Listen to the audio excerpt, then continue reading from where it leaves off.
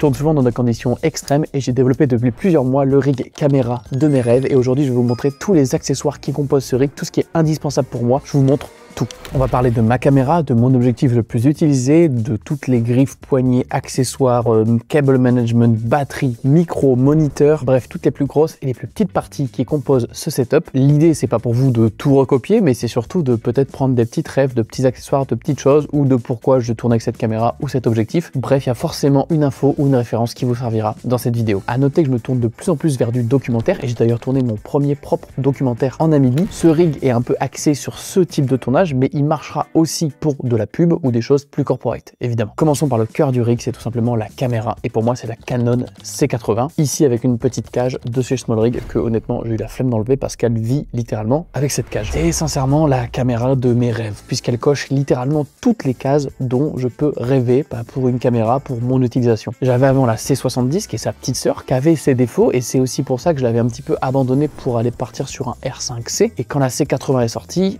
franchement, j'avais aucun argument pour ne pas la prendre. Et du coup, j'ai de la chance, maintenant, je peux tourner avec. Je vais vous expliquer brièvement pourquoi cette caméra, je la trouve incroyable. Après, c'est pour mon utilisation, ce sera peut-être pas parfait pour la vôtre. Et puis surtout, elle est quand même à un budget qui est pas donné. Déjà, contrairement à sa petite sœur, la C70, on est passé sur un capteur full frame qui filme en 6K en RAW. Moi, honnêtement, j'utilise jamais ces fonctionnalités-là. Je shoot uniquement en 4K, en MP4, en 4:2 10 bits, et ça me suffit amplement. C'est une caméra qui offre aussi évidemment de la 4K 120 avec une qualité vraiment folle. Là où l'autofocus peinait un petit peu en 4K 120 sur la C70, ici c'est le même que vous soyez en 25 images secondes ou en mode slow-mo en 4K 120. On a un autofocus très réactif qui accroche très bien les sujets, voire les objets, et en descendant un petit peu la sensibilité, on obtient un rendu et un suivi vraiment naturel que moi j'adore. On a clairement un boîtier qui est plus en format box, très haut et très profond par rapport à des hybrides habituels, donc c'est un format qui plaira pas à tout le monde parce que il est pas très compact, c'est un peu plus lourd aussi également, mais bon, on a un grip qui est très agréable et au niveau fonctionnalité, on a des boutons avec des raccourcis customisables littéralement partout. Pour le son, on a du mini XLR, on a un port SDI, un port HDMI entier, des filtres ND intégrés, on n'a pas 2 ISO natifs, on en a 3, 800, 3200 et 12800 ISO. C'était pas quelque chose qui me peinait tant que ça sur la C70, mais bon, c'est vrai que quand on filme par exemple des fois en 4K 120, et il faut du coup plus de lumière, et sur la C70, je pouvais monter vraiment à 3200 ISO en 4K 120, du coup des fois c'était un petit peu galère. Là, ça permet d'avoir 2 stops en plus, à une montée à 12800, donc c'est vraiment un grand luxe. On est sur des batteries qui tiennent quasiment 3 heures sur la caméra, donc ça c'est aussi un grand luxe. Et puis au global, moi ce que je vois, c'est une qualité d'image, une dynamique incroyable et une douceur dans l'image. C'est pas quelque chose de concret dans le sens où c'est pas quelque chose qui est sur la fiche technique, mais moi au ressenti, même par rapport à mon R5C, c'est vraiment la meilleure qualité d'image que j'ai vue dans ce que j'ai pu essayer. Toute la lumière qui arrive sur ce capteur est transformée en quelque chose de beau, de doux, alors j'aime pas ça, mais de cinématographique. C'est vraiment une vraie caméra de cinéma. Évidemment, c'est une caméra qui est pas parfaite, clairement, elle a ses petits défauts, notamment pas de stable capteur, un boîtier qui est plus gros, plus lourd, moins discret, c'est pas l'autofocus le plus performant du marché non plus, ça fait pas de photos, ça dépend de votre utilisation, mais pour moi aujourd'hui sur le marché en 2025, c'est la caméra de mes rêves. Et pour la riguer avec tous les accessoires que je vais vous montrer par la suite, moi j'utilise une cage de chez SmallRig. J'en ai testé d'autres qui étaient beaucoup plus épaisses et la caméra est déjà encombrante et grosse, donc là c'est la plus fine que j'ai trouvée. On a des attaches vraiment partout, il y a un rail NATO intégré au-dessus, des pas de vis avec des petits pins anti-tourniquets, enfin bref, pour empêcher que les vis se tournent et que les brasses des vis, etc. Et on a aussi l'utilisation du pas de vis sur le côté qui est bien mise en œuvre parce qu'on a cette petite plaque qui vient ajouter plein de pas de vis, donc pour la monter en verticale, c'est plutôt pas mal. Et c'est une caméra d'ailleurs qui, comme elle est un peu carrée,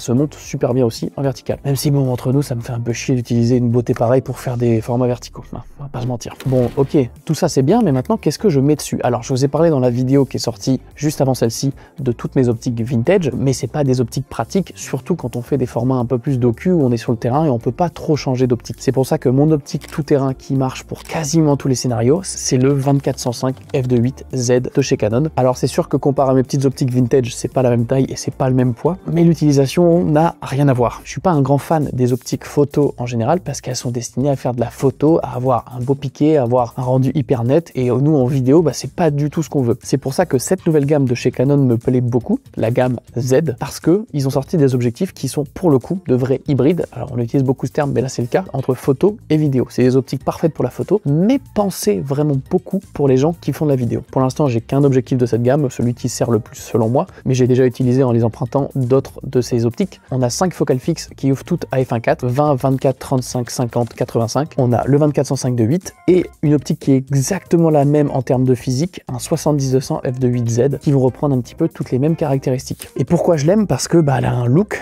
vraiment plus ciné. Alors c'est pas un look sorti non plus d'une optique vintage des années 80. On a plus de lamelles au niveau du diaphragme, ça fait donc un bokeh qui est plus doux. On a un zoom qui est parfocal, donc peu importe si vous zoomez ou pas, vous gardez le point. Si vous faites le point à 24 mm et que vous zoomez, vous aurez le point à 105. Ça, c'est plutôt cool. C'est le premier 24-105 f2.8 au monde aussi. Bon, c'est aussi pour ça qu'il fait son petit poids et sa taille. Mais du coup, avoir une plage focale en full frame 24-105 qui ouvre à 2.8, c'est incroyable. Ça permet de couvrir quasiment tous les scénarios. Évidemment, c'est une optique stabilisée qui tient bien en main aussi, qui vraiment est agréable à utiliser. On a un zoom interne. Moi, ce que j'aime beaucoup, parce que je fais quand même souvent le point à la main, je sais pas pourquoi, mais j'aime bien faire la mise au point à la main et avoir vraiment un contrôle plutôt que taper sur un écran pour faire l'autofocus.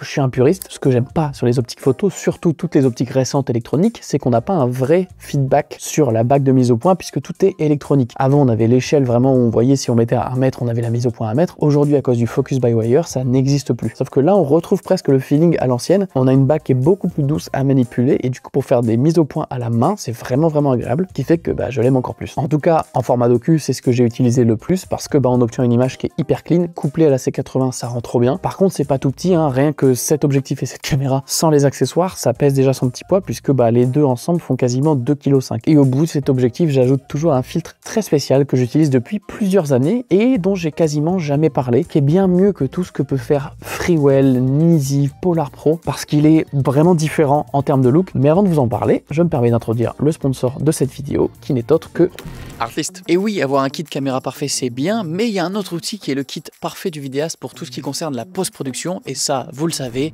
c'est Artlist. C'est un peu la galerie marchande parfaite du vidéaste, où tu te balades et tu trouves tout ce qu'il te faut pour tes montages, pour tes prods, pour tes projets, même pour de la pré-prod, et tout ça en illimité. Tu le sais, tu as des dizaines et des dizaines de milliers de musiques avec la version normale ou instrumentale. Tu peux lui donner des musiques hyper connues et il va te proposer les musiques équivalentes en termes de style. Et ça s'arrête pas évidemment la musique, puisque tu as aussi le sound design, le stock footage, les templates de projet, et j'utilise beaucoup tout ça sous la forme de Artlist Hub, qui est un plugin que tu peux directement mettre dans ton logiciel de montage. Moi je l'ai sur Premiere Pro, et quand j'ai des montages rapides à faire, je peux directement drag and drop mon sound design, voire même mes pistes musicales que je vais mettre en fond. Et t'es sûrement aussi au courant de la puissance des outils de génération de contenu paréa qu'ils ont mis en place, puisqu'ils amènent quasiment tous les mois de nouveaux moteurs disponibles, que ce soit pour de la génération de contenu d'images basées sur un prompt, ou pour carrément générer des vidéos à partir d'un prompt. Et les possibilités sont infinies, puisque tu peux même au final donner un texte, obtenir une image, ensuite quand l'image te convient, animer cette image, ou carrément tu peux donner une image et l'animer, ou carrément créer une vidéo à partir de toute pièce. T'as 2 mois offerts sur ton abonnement via le lien en description. Merci à eux de soutenir la chaîne et on repasse à la vidéo. Ce filtre, c'est mon filtre préféré de tous les temps. Regardez, si je l'enlève, c'est pas quelque chose d'hyper visible, c'est assez subtil, mais franchement, c'est incroyable. Et ce filtre, ce n'est autre que le Glimmer Glass 1 de chez Tiffen. Tiffen, c'est une marque hyper connue de filtres. Il faisait notamment le Black Promise que tout le monde a utilisé au départ avant d'être copié par plein d'autres marques. Sauf que le Glimmer Glass, je crois que quasiment personne l'a copié. Ce qui se rapproche le plus de celui-là, ce serait le Snow Mist de chez Freewell. J'ai trouvé que c'était assez similaire. J'ai pas tout testé, donc peut-être que d'autres marques ont des trucs similaires, mais moi c'est celui que j'utilise tout le temps. Il est quasiment sur toutes mes optiques, sur tous les tournages. C'est un filtre qui va juste amener de la douceur dans vos images et casser le rendu digital. Tout bêtement, sans faire des halos baveux partout sur toutes les sources de lumière. Ça fait moins ce halo, ça diffuse un tout petit peu l'image, mais c'est vraiment léger et franchement, ça donne un rendu qui est incroyable. C'est pas donné, ça coûte au moins 150 € en 82 mm et pour vous dire, j'en ai 2, histoire de pouvoir avoir 2 optiques en même temps qu'ils l'ont, mais je le mets vraiment partout. Ce qui est trop drôle, c'est comme c'est un peu de glimmer, c'est un peu des paillettes dessus, les gens croient qu'il est absolument dégueulasse alors que c'est normal. Donc ça va au bout de l'objectif. Hop, comme ça on a un rendu encore plus doux.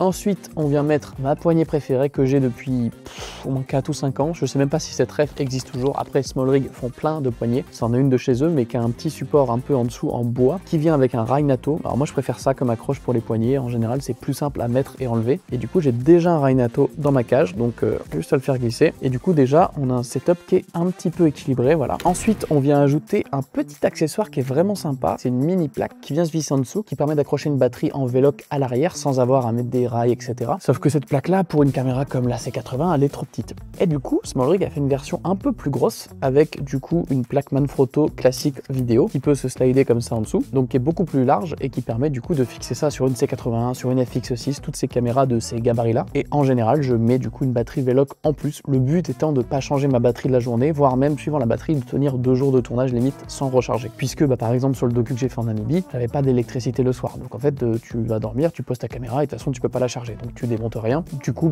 autant avoir de la batterie pour 2 jours. J'ai des batteries SmallRig en Veloc de 50 Wh. Ça fait un peu petit, je la mets pas forcément. Moi, ce que je préfère, c'est les 99. Et là, j'ai commencé à tester une nouvelle de chez eux qui me correspond bien. C'est une 99 Wh, mais qui est bon, pour le coup énorme et un peu plus lourde, mais qui va bien avec ce setup. C'est une édition spéciale qu'ils ont fait avec un créateur. Ce qui est marrant, c'est que c'est vraiment une batterie Gogo Gadgeto avec un écran tactile à l'arrière et tout. Tu peux tout changer, tu peux savoir exactement ce que tu sors sur tous les inputs. C'est un bordel, je l'utilise pas du tout pour ça. Juste, c'est une batterie qui est faite pour résister à des conditions extrêmes. Elle est rembourrée en caoutchouc de tous les côtés, elle peut résister à des chutes. Et du coup, je me suis dit que c'était pas mal pour mon setup, pour mes tournages un peu galères. Il y a 2 USB-C, un USB-A, 2 ports DC et 2 ports d'étape. Donc c'est vraiment une petite station. Et niveau format, elle marche super bien sur ce setup là. Et l'intérêt d'avoir tout ce rail en dessous aussi pour moi, c'est tout simplement de venir protéger l'objectif et d'équilibrer la caméra quand je la pose. Parce qu'en gros, sans ça, quand c'est comme ça, en soi je peux la poser, ça passe, la base est assez large, elle tient, elle va pas tomber sur les côtés. Mais ce que j'aime bien, c'est que du coup, s'il y a une chute, s'il y a quelque chose qui se passe, ça vient quand même protéger l'objectif en dessous. Et ça, pour moi, c'est hyper important. Hop, et puis la batterie, du coup, je la branche sur la prise DC du coup de la C80. Et ce que j'aime aussi avec la C80, c'est que c'est une caméra qui, malgré qu'elle soit hyper quali et hyper avancée, elle consomme pas beaucoup d'électricité, qui fait qu'avec cette batterie plus la batterie interne, j'ai 10 à 12 heures quasiment de batterie, qui est juste fou. Et ça permet honnêtement de presque faire 2 jours de tournage intense sans souci.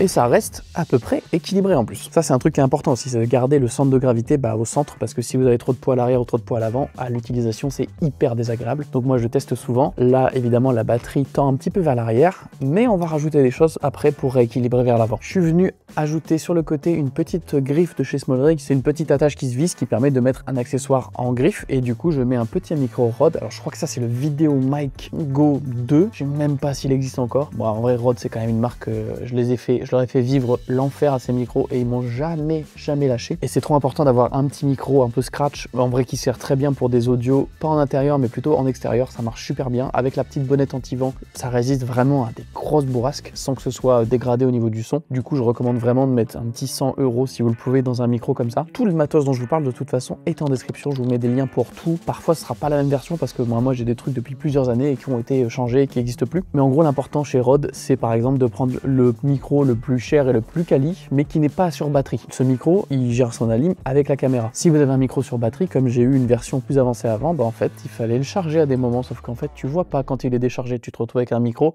qui a plus de batterie, donc tu n'as plus de micro à des moments cruciaux. Du coup plus jamais. Donc maintenant je veux un micro qui marche uniquement avec la lime de la caméra. Et pourquoi il est sur le côté? Parce qu'en fait je pourrais le mettre ici, sauf que ça vient un peu taper avec ma main dans la poignée. Avec le moniteur que je vais mettre après, ça fait beaucoup. Du coup je le mets sur le côté et ça permet aussi des fois quand la caméra tu vois elle est posée et que quelqu'un donne un coup dedans ou que dans la voiture elle tombe un peu, en fait le micro qui lui est sur un truc un peu souple, il vient amortir le choc et surtout la caméra vient se poser dessus, qui fait que s'il y a des câbles branchés, ça vient pas les arracher ou les abîmer. C'est le micro qui prend en premier et déjà ça lui fait pas trop de dégâts en vrai, c'est pas trop gênant puisque lui il a son truc anti-choc qui prend un peu le plus fort du choc, et au pire s'il est cassé c'est pas dramatique parce que comparé au reste ou à casser un port de la caméra, le prix du micro, c'est ma petite sécurité que je mets comme ça sur le côté, et puis ça équilibre un peu plus et ça change rien au niveau du son puisque c'est un micro qui est canon, qui soit là comme ça ou comme ça. Nouvel élément que je vais venir ajouter, je vous le montre là tout démonté, mais c'est mon moniteur de chez Portkeys. J'étais avant sur un Atomos Shinobi qui honnêtement me saoulait parce qu'il mettait beaucoup trop de temps à s'allumer, c'était infini, il fallait appuyer 3 secondes précisément sur le bouton pour qu'il s'allume, donc des fois t'appuyais trop longtemps, il s'allumait pas. Pour l'éteindre c'était un enfer, c'était pas le plus lumineux. Bref, je suis passé chez Portkeys, tout est en alu hyper bien fini, ça n'a rien à voir en termes de construction, c'est plus haut de gamme, c'est un peu plus cher aussi. C'est un moniteur de 5,5 pouces qui offre une luminosité qui est juste anormale. C'est en plein jour, tu vois dessus sans aucun souci. En plus j'ai un gros pare-soleil qui peut venir autour, je le mets souvent d'ailleurs comme confort pour vraiment éviter les reflets. Ce que je fais aussi sur tous mes moniteurs, même mon téléphone, moi c'est que je mets des films d'écran de protection mat, qui fait que ça empêche vraiment les reflets et ça rend encore mieux. Le rendu des couleurs est incroyable. Je mets mes luttes que j'utilise littéralement pour mon étalo, pas juste des luttes pour visionner, vraiment mes luttes finaux, je les mets dessus, ce qui fait que j'ai l'impression de filmer presque avec une image étalonnée, ce qui me permet vraiment mieux de me projeter au moment du tournage. Quand je montre des images aussi, parce que le problème des caméras Canon, je comprends pas pourquoi on a ça, mais quand on regarde nos images, elles sont en log, il n'y a pas l'aide à l'affichage, sauf que quand je les mets du coup là-dessus, il y a le LUT qui s'applique, donc je vois mes images avec mon LUT pour montrer à un client, aux gens avec qui je filme, c'est trop bien pour les aider aussi à visualiser un peu le rendu final. C'est un moniteur qui marche en HDMI mais aussi en SDI, et c'est ça que j'utilise sur la C80 puisqu'elle a un port SDI qui est une connexion beaucoup plus sécurisée, beaucoup plus simple, beaucoup plus sûre. On a deux petits boutons de raccourci, un switch on-off physique, c'est pas un bouton sur lequel tu dois appuyer avec un timing précis, juste c'est on-off avec un switch, et ça fait vraiment la diff. Tout est tactile, tu peux contrôler ta caméra en sans fil avec ce moniteur, que ce soit en Wi-Fi ou en Bluetooth, dépendamment de la caméra. Moi je le fais pas parce que je m'en fous, j'ai pas besoin de contrôler ma caméra, mais en tout cas c'est là pour ceux à qui ça plaît. Je l'utilise vraiment pas à son plein potentiel, il y a plein de fonctionnalités à l'intérieur, etc. Les deux petits défauts que j'ai eu, c'est que il chauffe quand même beaucoup, hein. Évidemment il diffuse une très haute luminosité, donc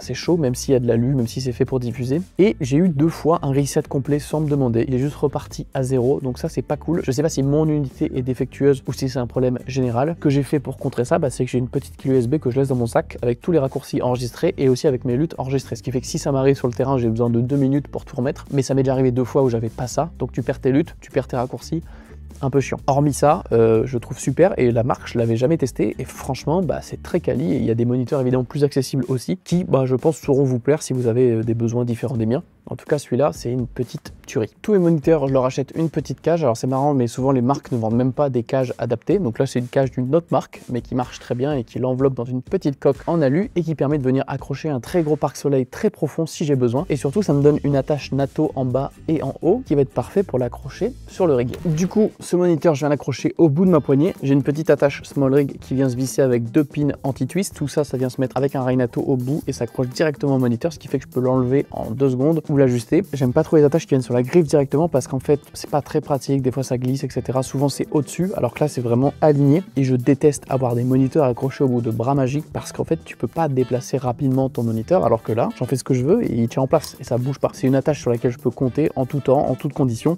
Alors je pourrais alimenter avec le câble fourni du coup directement sur ma batterie Veloc, mais pour plus d'autonomie et au final parce que ça équilibre un petit peu au niveau du poids, j'utilise des batteries de chez SmallRig aussi. C'est des batteries NP Sony classiques. Bon, j'ai aussi en noir, j'avoue le orange est un peu fluo. Il y a un petit affichage du pourcentage restant, ça c'est vraiment cool, mais avec ces batteries, mine de rien, je tiens 8 heures largement sur le moniteur allumé, ce qui fait que je peux le laisser allumer sans trop me prendre la tête, et ça c'est vraiment un luxe. Avec le SDI, du coup c'est ce petit câble jaune que vous voyez, c'est sécurisé, il peut pas s'arracher, il est beaucoup plus souple qu'un HDMI, et surtout moi sur la C80 j'aime pas trop l'emplacement de la prise HDMI, donc le fait d'avoir le SDI qui est lui en haut, c'est plutôt cool. Ou quand du coup je change la cam, ou quand je change le mode de la cam ou que je l'allume, l'affichage se fait plus vite aussi, en tout cas j'ai l'impression. Pour arranger mes petits câbles, j'utilise aussi des... Alors j'ai d'autres accroches, je sais plus où elles sont, je les trouve plus. Beaucoup de petits trucs que je range à des endroits incongrus et du coup je la trouve plus. Bon, en attendant, les mieux c'est celle-là, c'est les petites attaches sans surprise de chez SmallRig aussi. Ça vient se visser n'importe où sur la cage, n'importe quel pas de vis. Il y a un petit morceau en caoutchouc et hop, tu le fermes et ton câble est coincé dedans, amorti dans du caoutchouc,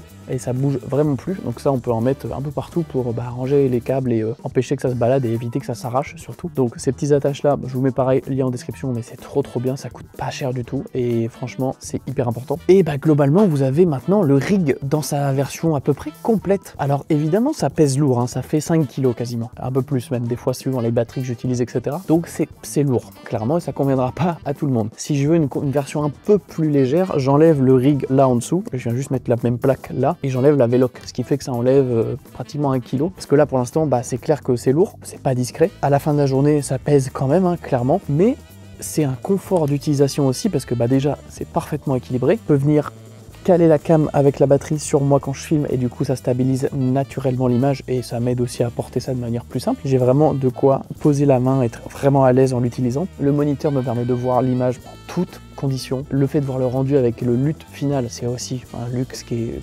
incroyable. J'ai une autonomie qui est à toute épreuve puisqu'au final je peux quasiment shooter avec ça pendant 2 jours sans rien recharger, alors que c'est quand même une cam et un setup ciné, etc. Et j'ai aussi une stabilisation naturelle du fait du poids de ce rig qui est juste hyper réaliste, hyper cinématographique. J'aime pas ce terme mais c'est la réalité, c'est qu'en gros naturellement et facilement j'ai un rendu stabilisé, enfin pas stabilisé parce que ça shake un peu des fois même quand je me déplace et tout, mais c'est beau, c'est organique, il n'y a pas de micro vibration et ça rend trop bien, surtout avec cet objectif aussi qui est stabilisé. Et j'ai fait des plans notamment pour mon docu en Namibie où je suis en marchant et en faisant pas attention, je suis dans le sable, on doit pas faire de bruit et en fait ça marche trop bien et je suis vraiment content de ça. Évidemment du coup j'utilise plus de gimbal, je fais que ça me suffit, j'ai pas besoin de gimbal, j'en fais un peu, j'ai forcément de temps en temps une caméra secondaire, genre là j'ai le R5C et j'aimerais bien passer sur la C50 en caméra secondaire puisque ça match beaucoup mieux avec la C80 pour avoir une cam en plus, un objectif différent monté en même temps ou tout simplement mettre la cam secondaire sur un gimbal s'il y a besoin. Évidemment pour aider à porter la charge, on peut mettre un Easy Rig, j'en ai eu un et quand même très encombrant, ça coûte cher, c'est 1300 € neuf je crois, de mémoire. C'est un énorme truc dans le dos, etc.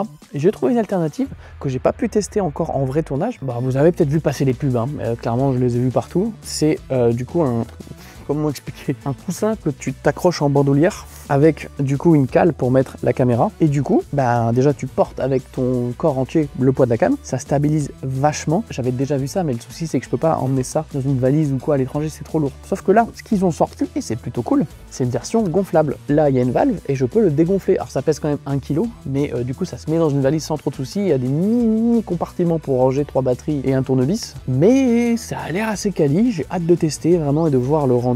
Pour l'instant ça a l'air assez prometteur. Ça coûte 130 € je crois, donc c'est beaucoup plus accessible aussi. Bref, voilà mon rig final. Je l'ai déjà utilisé du coup en tournage, notamment en Namibie pendant 2 semaines dans des conditions désertiques et poussiéreuses et c'était incroyable. J'ai vraiment kiffé, c'est un plaisir de tourner avec ça, même si c'est un peu fatigant à la fin de la journée. C'est lourd, c'est pas discret, ça coûte cher, mais le rendu est fou. Et l'idée en faisant cette vidéo, c'est de vous montrer un peu ça, parce que ça me fait plaisir, mais aussi de vous montrer les accessoires que j'utilise, les moniteurs, les petits accroche-câbles, les petites cages, toutes ces petites choses-là qui peuvent vous aider sur vos rigs à vous, qu'ils soient de cette taille-là ou plus petits. Potentiellement, je pense que la plupart des gens ont des rigs plus petits, enfin je leur souhaite pour leur dos.